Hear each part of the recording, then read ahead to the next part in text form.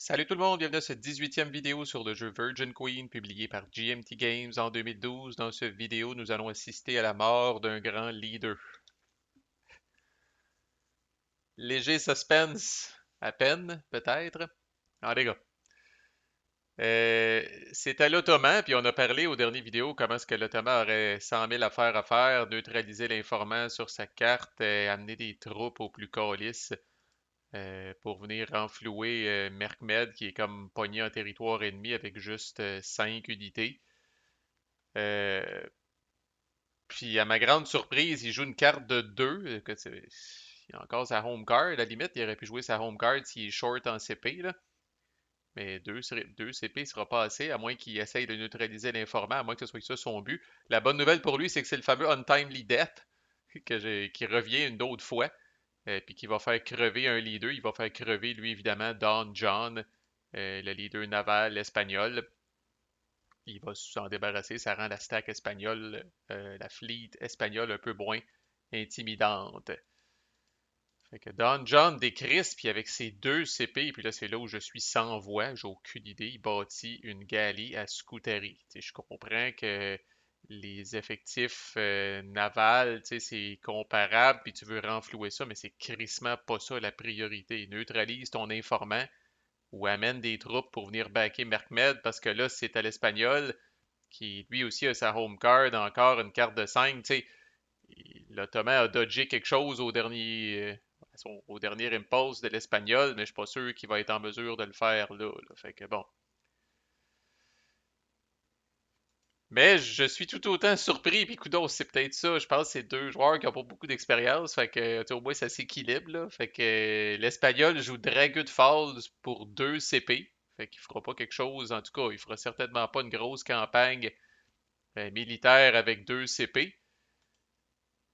Puis, c'est plus surprenant encore où je tombe en bas de ma chaise avec ces 2 CP, il ajoute un informant sur moi, le Chris. Alors, j'ai maintenant là, j'ai de la pollution, là, j'ai de la pollution espagnole. J'ai un informant espagnol qui est sur ma home card. On aura tout vu. Il prolonge son impulse avec un petit trésor d'1 CP.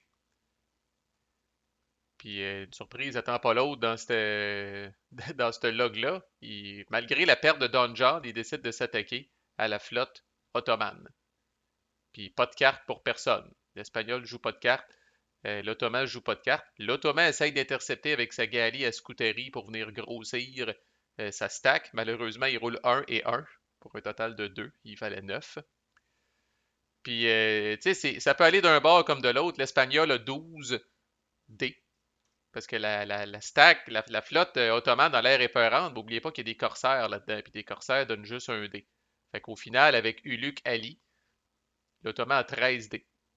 Fait que c'est 12D contre 13D. Rendu là, ça peut aller vraiment n'importe où. Je comprends pas c'est quoi l'urgence de ça par rapport à se débarrasser de Mehmed pendant qu'il est faible. Puis surtout, là, ça fait un impulse que l'informant espagnol est sur la home card de l'Ottoman. Fait que l'Espagnol aurait pu tenter d'assassiner Mehmed. En tout cas, euh, comme on dit, le leader qui va crever, peut-être pas celui qu'on pense. Fait que l'Espagnol roule, c'est 12D, 5, 1, 2, 3, 5, 1, 2, 6, 2, 4, 2, 2.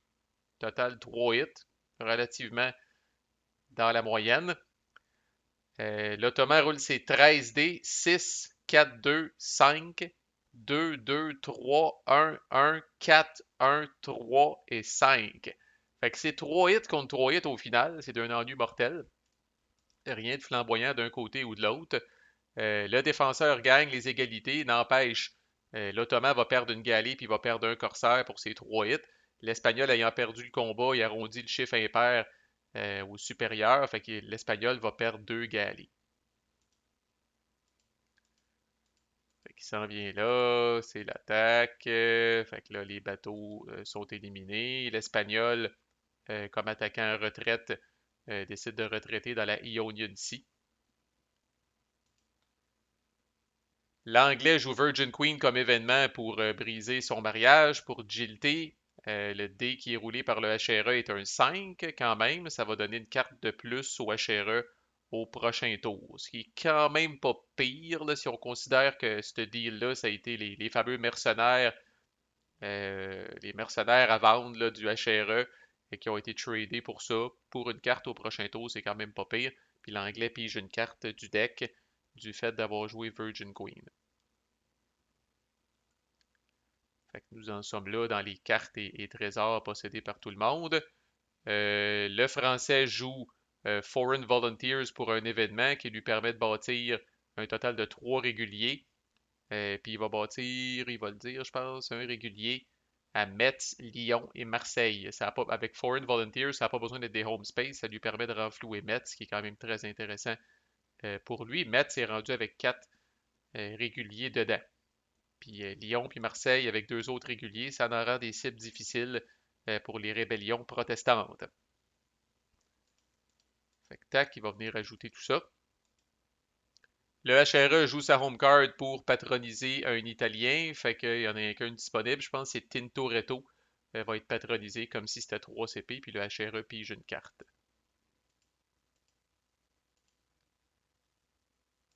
Moi, je joue Desperate Assault pour un CP. Pas grand chose à colisser avec ça, autre que de m'ajouter un d'influence à l'Écosse. Fait que là, à manger comme ça avec le contrôle d'Édimbourg puis les spaces protestantes en Écosse, là, si tant que l'anglais puis la France ne bougent pas sur ce track-là, la prochaine fois que la carte sort de l'Écosse, je gagne automatique.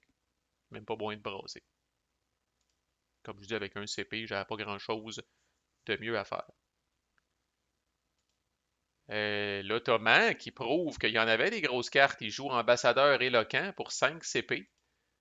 Euh, Puis là, il fait ce que selon moi, il aurait dû faire au dernier tour. Il était chanceux en sacrament, là. Fait que, bon, il bouge son petit bateau de scouterie ici pour venir renflouer sa flotte. Fait que ça, c'est un CP. 2 CP, il va bouger cette petite stack-là ici, à travers la passe. Puis les 2 derniers CP, il va utiliser le pont naval, le transport naval pour venir rejoindre Merkmed. Fait que là, au moins, Merkmed, au niveau combat, commence à être équipé. Là. Puis là, c'est l'Espagnol là, que lui a blâmé. Il a eu son opportunité. Là. Mais là, Merkmed est rendu avec 4, 5, 6, 7, 8, 9 unités. Fait que là, il est tough à, là, il est tough à déloger là, lors d'une field battle. Là. Mais on dirait qu'on vit dans un monde parallèle où tout se fait décaler. Là. Parce que là, l'Espagnol joue Irish Rebellion pour les CP. Et là, il va tenter d'assassiner Merkmed. Aucune crise d'idée pourquoi il n'a pas fait ça au dernier tour. C'était encore mieux. Ou euh, est-ce qu'il voulait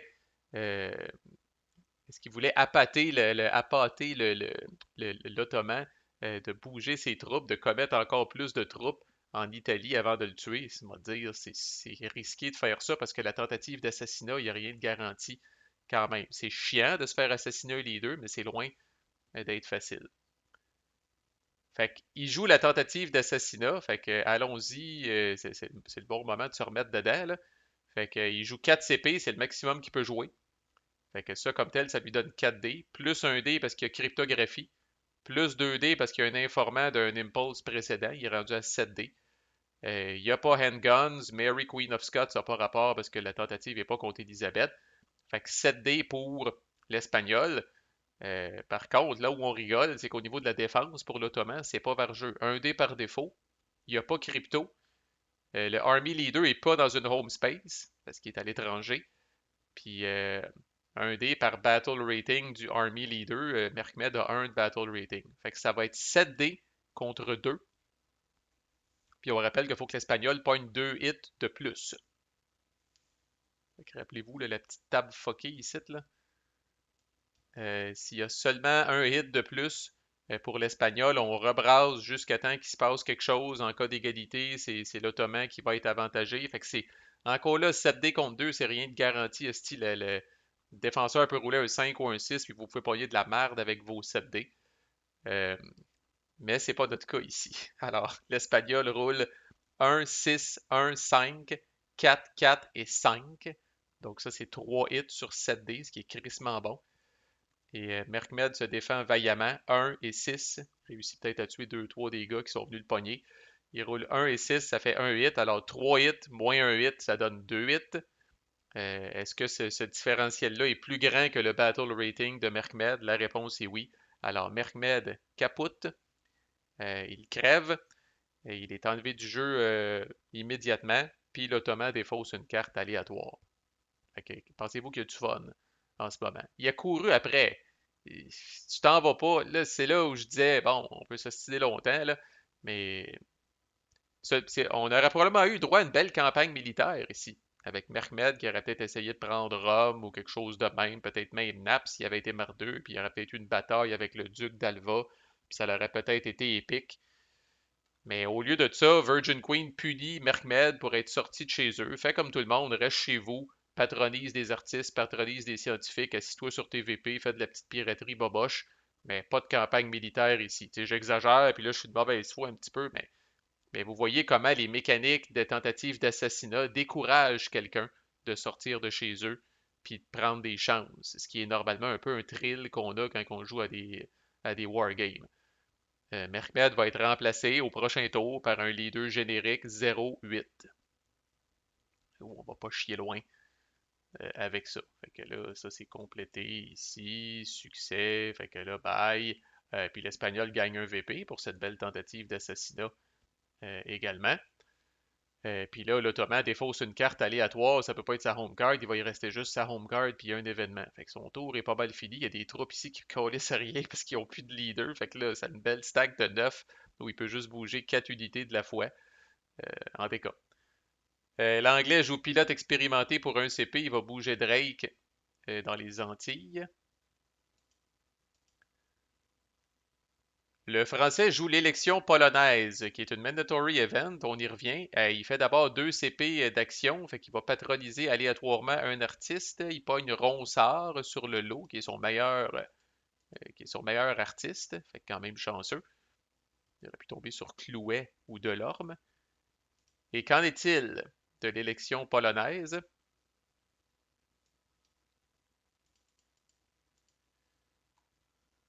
Alors, il y a une carte de guerre étrangère qui existe entre le HRE et la Pologne. Si jamais cette carte-là est en jeu, elle est terminée. Ensuite, l'Espagnol, la France et le HRE sont dans la course. Ils ont l'option de jouer une carte ou un trésor pour essayer de promouvoir leur candidat pour le trône polonais. Fait que là, ce qu'on fait dans un play by email, c'est que moi, qui est un joueur qui n'est pas impliqué, je me suis proposé. Je suis protestant, moi, je ne suis pas impliqué. L'Espagnol, le Français puis le Holy Roman Empire m'ont envoyé leur choix de cartes ou de trésors qu'ils voulaient jouer en privé. Puis une fois que j'ai eu les cartes de tout le monde, qui est l'équivalent que tout le monde choisit son truc, puis après ça le révèle, dans le fond, là, ensuite, chaque pouvoir roule un dé et ajoute la valeur en CP de la carte ou du trésor qu'ils ont fait. Le plus haut total devient le roi de la Pologne, rien de moins. Puis il reçoit 2 VP, en autant que le total qu'ils ont roulé, là, le dé plus le truc, est de 6 ou plus. Puis si jamais le total, c'est rare, là, si jamais le total le plus haut est de 5 ou moins, aucun VP est donné. C'est Ivan le Terrible qui devient le roi de la Pologne. Fait que l'Espagnol me dit que lui va jouer Passage du Nord-Ouest, qui est une carte de 3.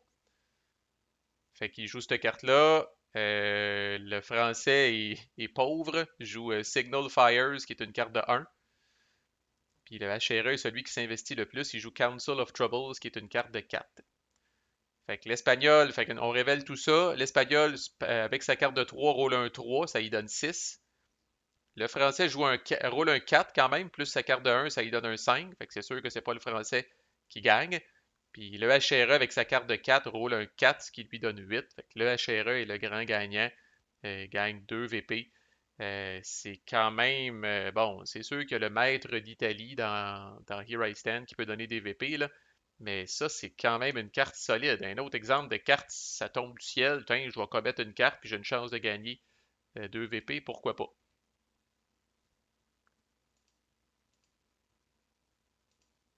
Voilà, on a juste les trucs. Le HRE joue ensuite une carte de 4 CP pour patroniser son scientifique Brahe, qui est quand même pas piqué des verres, comme on dit. Fait qu'avec 4 CP, ça devrait donner des découvertes scientifiques assez flamboyantes. Moi, je vais dépenser. Je ne sais plus quelle carte que je vais jouer. God's Secret Agents pour 3 CP. Je vais venir patroniser Bruegel. mon artiste. L'Ottoman défausse une carte aléatoire. Il s'agit de Handguns, c'est l'ironie, qui peut être joué en réponse quand on tente d'assassiner. Ça permet d'ajouter des dés à une tentative d'assassinat. Ça permet pas de se défendre, malheureusement. C'est la carte aléatoire qui défausse. Puis il joue, il reste, sa dernière event qui reste une minable carte de 1. Il essaye de venir peut-être se défouler en bougeant ici. Par contre, malheureusement pour lui, l'Espagnol réussit à intercepter, réussit à avoider battle, comble de malheur. Il roule 2 dés, il roule 5 et 4 pour un total de 9 qui va aller couillonner à Messina, qui n'a même pas de bataille navale pour permettre, comme je disais, à l'Ottoman de se défouler. L'Espagnol joue bon, sa carte pour le Polish Election. Il joue Menendez des Aviles, qu'on a déjà vu, mais là, il joue pour l'événement pour me faire chier, personnellement. Euh, c'est pour ça qu'il a placé un informant. C'est vrai, quand il a placé un informant, j'ai comme dit sur le chat, hey, où c'est que tu t'en vas, le bon pit? T'as l'Ottoman qui est chez vous, puis tout ça, là, tu vas pas commencer à me faire chier avec tes actions d'espionnage. Mais son but, dans le fond, c'était de se préparer à Menendez des Aviles, la partie du haut. Normalement, on roule un dé sur un 3 ou plus, il enlève une colonie française, anglaise ou protestante de la Floride. Mais s'il y a un informant, le rôle est automatique. Il n'y a pas besoin de rouler, en fait. Fait qu'il décalisse ma colonie qui est ici.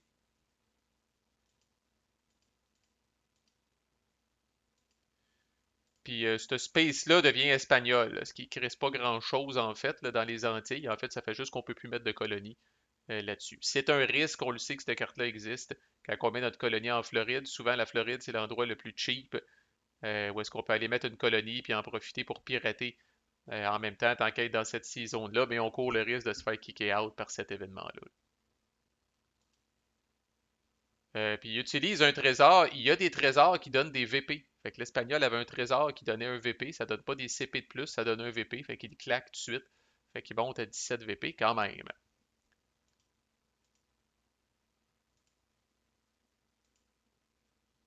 Fait que bon, mon navigateur est kické out de Floride et s'en retourne dans l'eau, ici dans les Antilles. L'anglais joue Holy League. C'est une bonne carte pour les CP. Il patronise D pour 4 CP, qui est mal paquet. Ça aussi, ça devrait être flamboyant, sacrément, les hosties de beaux scientifiques.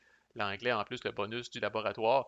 Puis avec le dernier CP, bouge Drake au nord, puis vient dropper sa colonie à Jamestown. Le français joue sa petite carte de Polish élection. Ensuite, il joue de Black Queen. Il a pris le Black Queen comme événement, mais c'est relativement pas excitant. Il décide de regarder la main de l'anglais et de piger 2 cartes. On verra pas grand-chose, nous autres. Il regarde la main de l'anglais, puis il pige 2 cartes. Le HRE joue la carte mandatory de l'Écosse, ben, faite en tabarnak, fait qu'il se passe rien. Ben, il se passe qu'on résout quand même le statut de l'Écosse, fait que ça va tout resetter la calice d'influence, puis au prochain tour, c'est à recommencer. On va revenir avec l'anglais puis le français à 0, puis moi à 1, fait qu'il va falloir que je recommence à investir dans l'Écosse parce que cette crise de carte-là peut revenir tout le temps. Puis c'est moi qui ai le plus à perdre parce que c'est moi qui contrôle l'acquis en ce moment. Chéra et Pénard, lui, ajoute un d'influence avec le pape et un d'influence avec Venise, fait que là, définitivement, si ces powers-là sortent, c'est le HRE qui va sortir grand gagnant de tout ça. Et moi, je joue Tridentine Catéchisme pour 3 CP. Fait que pour 2 CP, je vais faire une conversion religieuse en France. Je pointe des bons rôles quand même. 4, 5, 1, 6 et 4. Fait qu'avec mon 6, je vais m'étendre à Orléans.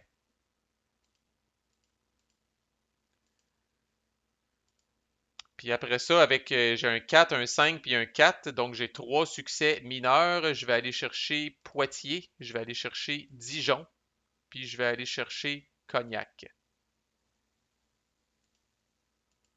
Fait que tac, tac, tac. Puis vu que j'ai roulé un 1, une des 4 spaces que j'ai converti doit tomber en non-rest. Je choisis Dijon pour un petit peu fucker le chien du ravitaillement entre Paris euh, puis Lyon. Là. Mais tu sais, c'est pas grand-chose. C'est plus moi que ça fait chier au final parce que les spaces protestantes en non-rest ne sont pas considérées comme protestants.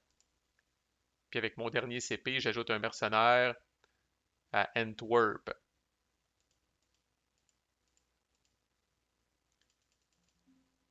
Alors, voilà où on est. Si on check les VP, que ça a l'air. Fait que quand même, moi puis l'Espagnol en tête à 17, suivi de l'Ottoman à 15, dont la game est pas mal crap. J'exagère un petit peu, mais à peine.